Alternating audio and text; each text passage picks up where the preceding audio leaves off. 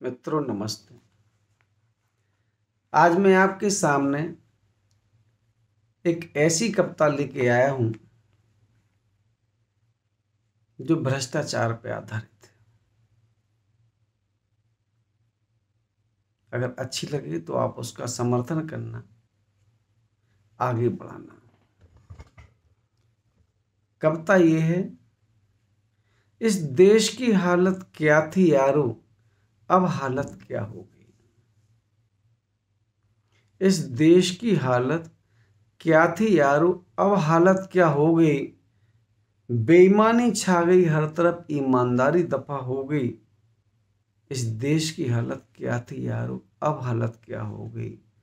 इस देश की हालत क्या थी यारो, अब हालत क्या हो गई। एक जमाना था जब ईमानदारी की कमाई लोग खाते थे। नेता भी थे तो लगभग ईमानदार होते थे। अच्छे व्यक्तियों को हर जगह पनाह दी जाती थी।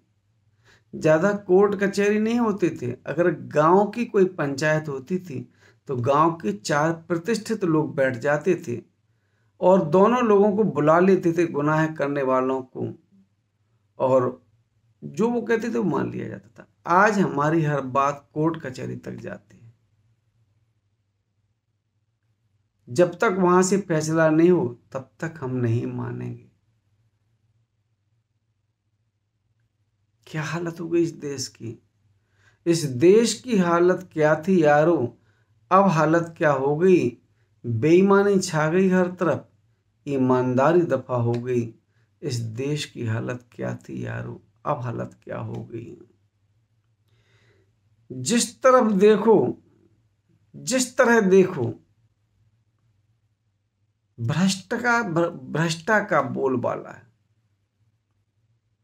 जिस तरफ देखो, जिस तरह देखो, भ्रष्टाचार का बोलबाला है।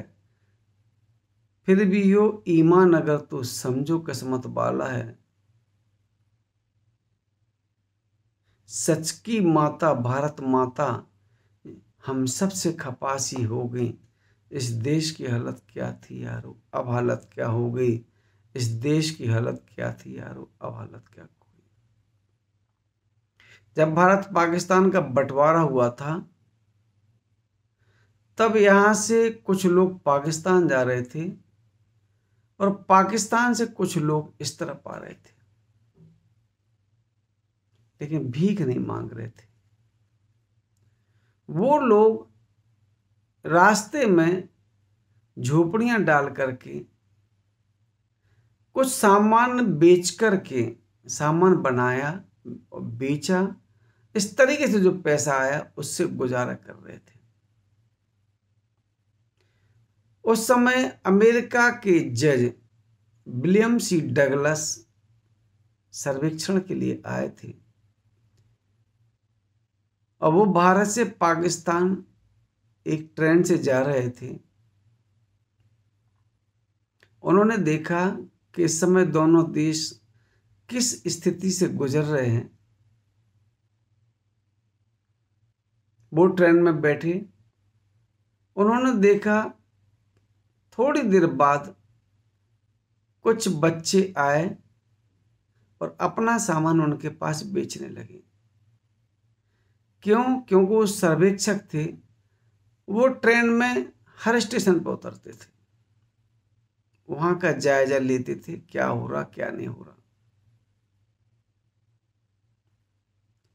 तो उन्होंने देखा कि ये कहानी एक स्टेशन पर घटित हुई कि वहां के कुछ बच्चे उनके पास आए, सामान बेच रहे थे। उन्होंने बोला, बाबूजी सामान ले लीजिए, सामान ले लीजिए। बाबूजी तो हिंदी समझते नहीं थे लेकिन भावना समझते थे।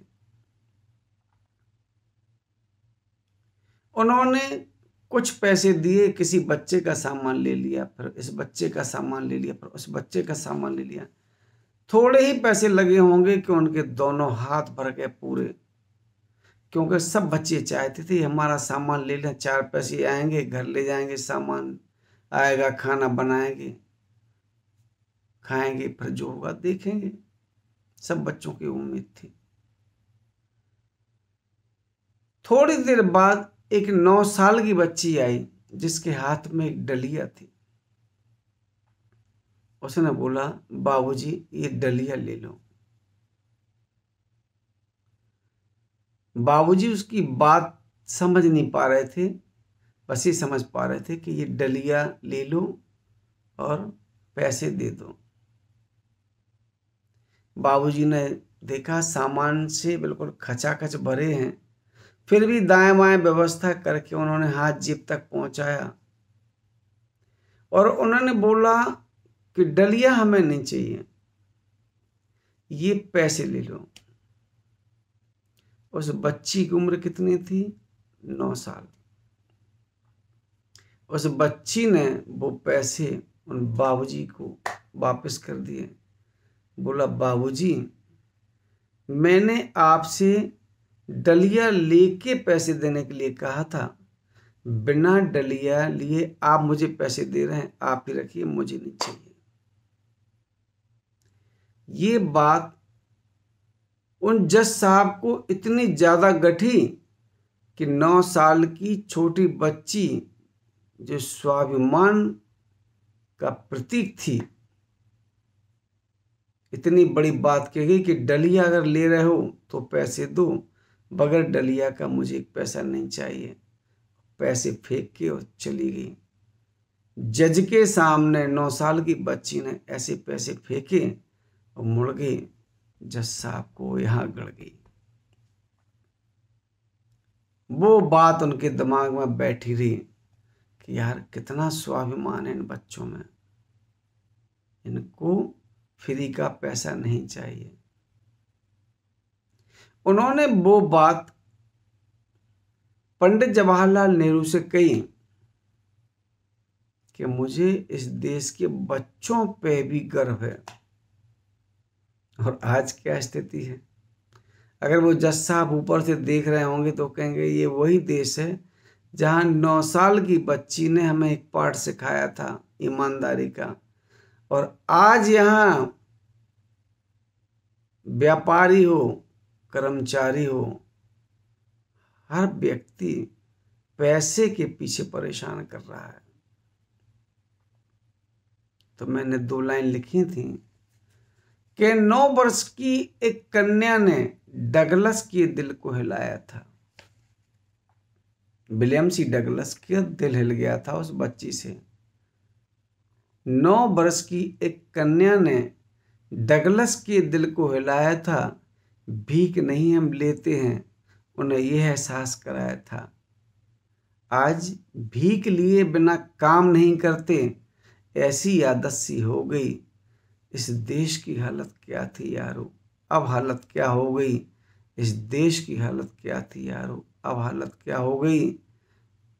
बेईमानी छा गई हर तरफ, ईमानदारी दफा हो गई। इस देश की हालत क्या थी यारो, अब हालत क्या हो गई। इस देश की हालत क्या थी यारो, अब हालत क्या हो गई।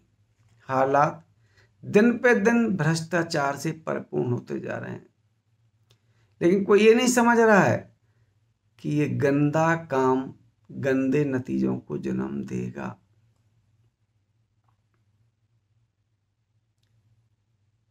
ये हम समझ रहे हैं कि ये गंदा काम कर रहे हैं, लेकिन नतीजों पे ध्यान नहीं है। नतीजे कुछ भी हो सकते हैं। एक बार की मैं बात आपको बताऊं। एक बार एक व्यापारी जो शहर में सामान बेचता था, उसको उस शहर की कोई भी धर्मशाला खाली नहीं मिली। व्यापारी लोग क्या करते हैं कि सामान लेके आते हैं, एक होटल में रोकते हैं, नहीं है तो पहले धर्मशाला चलती थी उसमें रोकते थे।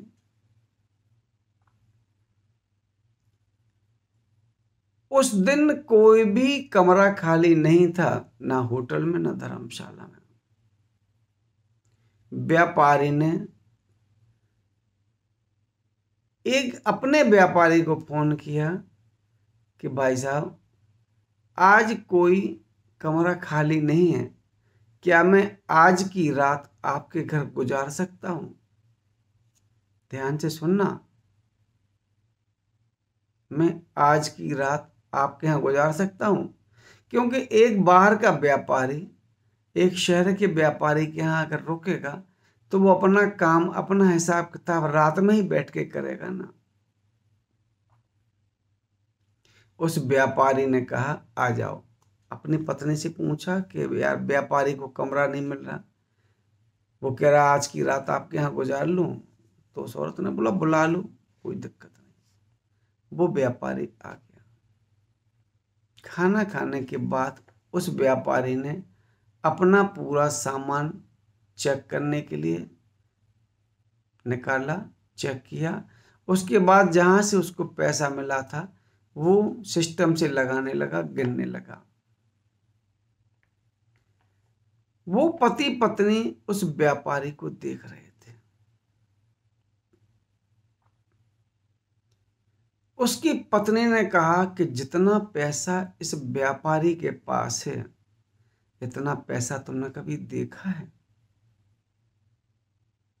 यानी वो औरत अपने आदमी को ये बात सिखा रही थी या उसका अपमान कर रही थी कि इतना पैसा तुमने अपनी जिंदगी में देखा है जितना वो बाहर का व्यक्ति गिन रहा है, अपने साथ लेके चल रहा है वो व्यक्ति परदेश में। धिक्कार है तुम्हारी जिंदगी को। आदमी को वो बात खराब लगी, उसको नीचा देखने में आया। तो उसने बोला हम क्या करें, किस्मत की बात है। बोले किस्मत की बात नहीं है, तुम बेवकूफ हो, तुम भी पैसा कमाओ। तो उसने बोला कैसे कमाए पैसा, इतना जल्दी नहीं कमाया जा सकता। तो उसने बोला एक काम करो, ये रुका है व्यक्ति और इसका निपटा दो, इतना पैसा तुम्हें आज ही मिल जाएगा। जब दबाव डाला उस औरत ने, उस व्यक्ति को मजबूरन उस व्यापारी की हत्या करनी पड़ी। व्यापारी खत्म हो गया, पूरा पैसा इन लोगों ने हड़प लिया। वक्त बीता, कुछ साल बाद उनके यहाँ एक संतान पैदा हुई। वो संतान पैदा होते ही बीमार हुई। उनका पैसा लगता गया, कभी इस बीमारी में, कभी उस बीमारी में, कभी इस बीमारी में, कभी इस बीमारी में। जब वो बच्चा लगभग 10 साल का हुआ तब तक ये लोग कंगाल हो चुके थे। डॉक्टर ने बोला कि इनके इलाज में इतने पैसे लगेंगे तो ये बच्चा बचेगा, नहीं तो इसको बचाना हमारे हाथ में नहीं है।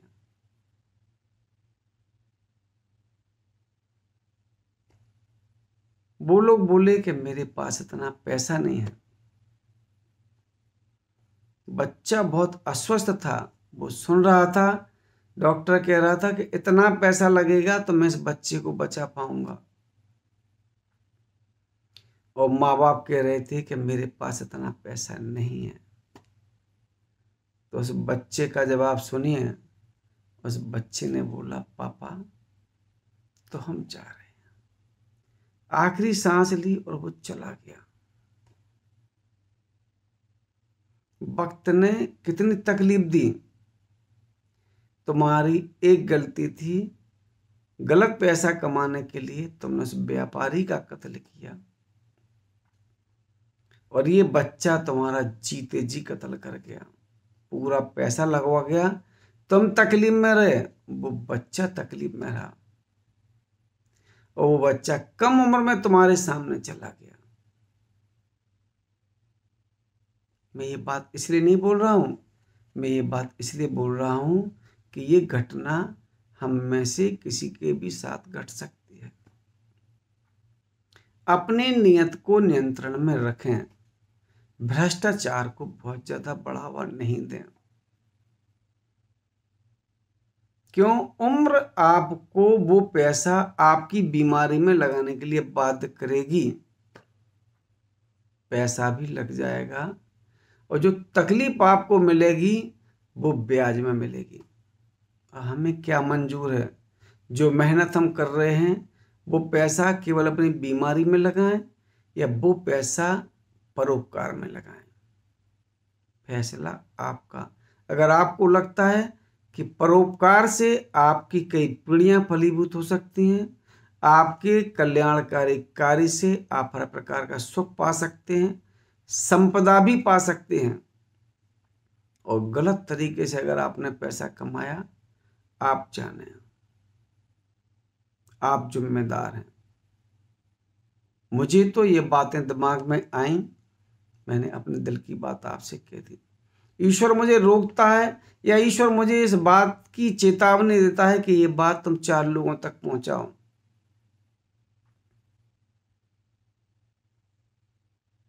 इसलिए मैं आपसे कहता हूं, रोज बैठ जाता हूं आधे घंटे के लिए, कुछ ना कुछ मैं लिखने की सोचता हूं, आपको बताने की सोचता हूं, और ये सोचता हूं कि भगवान, मैं जो बात इनसे कह रहा हूं, ऐसा तो ना हो कि मैं कर रहा हूं, मैं करूं और तुम्हें ज्ञान दूं।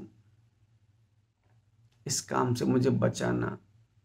कोशिश मैं ये करूं कि जो मैं कह रहा हूं पहले मैं खुद करूं, उसके बाद फिर मैं आपसे बोलूं। एक बार क्या हुआ कि एक बार एक व्यक्ति एक संत के पास गया। उसने संत से बोला, महाराज, मुझ में ये खराब आदत है, ये कैसे छूटेगी? वो आदत पंडित जी में भी थी। पंडित जी बोले, 8 दिन बाद आओ, मैं तुम्हें इसका उपाय बताऊंगा। 8 दिन बाद वो व्यक्ति फिर पहुंचा। पंडित जी ने कहा, इसका उपाय ये है। तो उस व्यक्ति ने बोला कि इतने में आपको 8 दिन लग गए? पंडित जी ने बोला, हकीकत यह है कि जो दोष तुम में है वो दोष हम में भी था। मैं तुमसे कहता कि ये मत करो और मैं खुद करता तो दोष मुझे कई गुना लगता। इसलिए पहले मैंने अपना दोष अलग किया, 8 दिन मैंने उसका प्रैक्टिकल किया, अभ्यास किया। जब मेरा वो दोष खत्म हो गया, फिर मैंने तुम्हें उसका उपदेश देना उचित समझा। वही कोशिश मैं भी करता हूं कि कहीं वो गलती मैं तो नहीं कर रहा हूं जो मैं आपसे ना करने के लिए कह रहा हूं।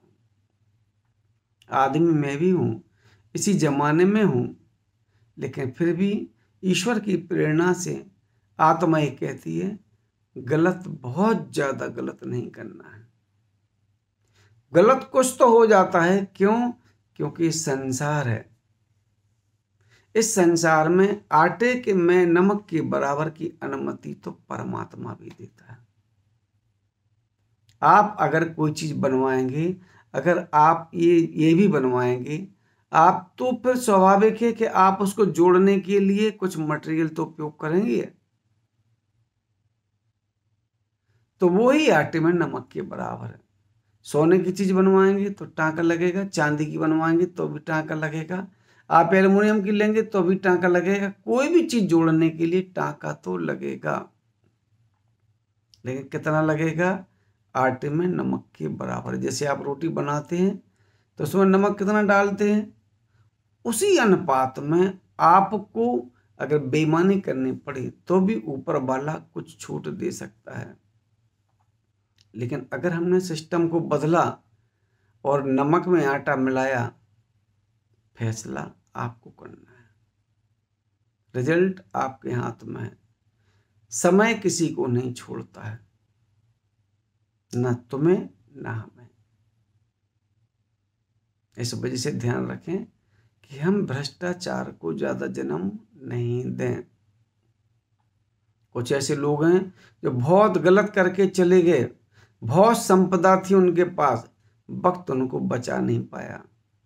वो संपदा अनावश्यक लोगों के पास पहुंच गई, कर्म के भागीदार हम हो गए और मजे कोई और लूट रहा। ऐसा आपके साथ ना हो। इसी के साथ मैं एक बार फिर उम्मीद करता हूं कि हम अपने भारत की एक बार फिर से अच्छी तस्वीर बनाएं। संसार कहीं जा रहा हो, लेकिन भारत की तस्वीर अच्छी हो, क्योंकि ये वो देश है जहाँ बड़े बड़े विद्वान हुए हैं, ईश्वर साक्षात यहाँ आए हैं, हमें ज्ञान देके गए थे और हम लोग नए ज्ञान में खो गए। एक बार हम कोशिश करें, मन ही मन प्रतिज्ञा करें कि ना हम किसी का दिल दुखाएं, ना हम भ्रष्टाचार को जन्म दें। जब हम नहीं देंगे तो कोई हमें नहीं देगा। हम नहीं करेंगे भ्रष्टाचार, कोई हमारे साथ नहीं करेगा। हम किसी के साथ स्यान नहीं करेंगे, कोई हमारे साथ नहीं करेगा।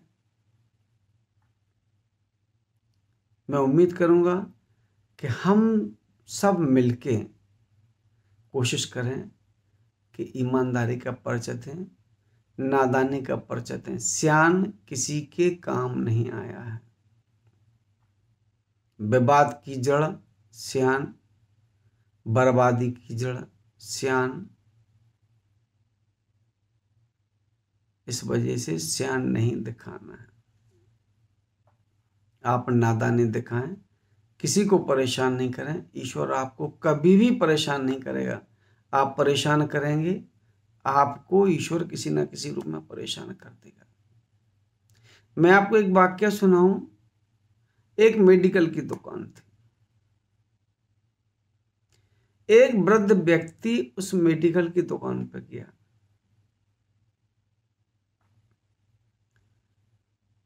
उस व्यक्ति के पास पैसे कुछ कम थे। उसने दवा ली, पैसे कम थे। उसने बोला, ये पैसे हम आपको थोड़ी देर में दिए जा रहे हैं, मेरे पास है नहीं, दवा आप मुझे पूरी दे दो, मरीज को देना है। वो दुकानदार बोला, नहीं, पैसे ले आओ फिर दवा ले जाना। तो उसने बोला, नहीं तो दवा थोड़ी कम कर दो। बोले, हटो हटो, पहले पैसे लाओ फिर दवा ले जाना। वो आदमी हताश होकर चला आया। कुछ समय बाद समय बदला। उस परिवार में, मेडिकल वाले के परिवार में, एक व्यक्ति बीमार हो गया। उसमें बहुत पैसा लग गया, जमीन बिक गई, व्यापार ठप हो गया। और जो व्यक्ति दवा लेने गया था, उसके बच्चों की बहुत अच्छी मेडिकल की दुकान हो गई थी। और जो मेडिकल वाले थे, ये बीमारी में इतने परेशान हो गए थे कि रोड पे आ गए थे। परिस्थितियां बदली। ये अब उस नए मेडिकल वाले की दुकान पे गए और जैसी दवाई ली, वो दवा लेने के बाद इनके साथ भी परिस्थिति थी, क्योंकि समय बड़ा परिवर्तनशील है, वहीं ला देता है। जैसे ही पर्चा बना, इनके पास पैसा कम था। इन्होंने बोला, पैसा हमारे पास नहीं है, हम बाद में दे देंगे। उस व्यक्ति ने बोला, कोई बात नहीं, ये दवा आप ले जाएं, पहले मरीज को ठीक करें, पैसा तो आता रहेगा, ईश्वर कहीं ना कहीं से देता रहेगा। तो हमारी भावना भी ऐसी होना चाहिए, क्योंकि समय छोड़ेगा नहीं। हमारे पास सब कुछ हो सकता है, लेकिन हमारे पास समय हमारा नहीं है। समय का आदर करें, ईमानदारी का उपयोग करें, सभ्यता से बात करें।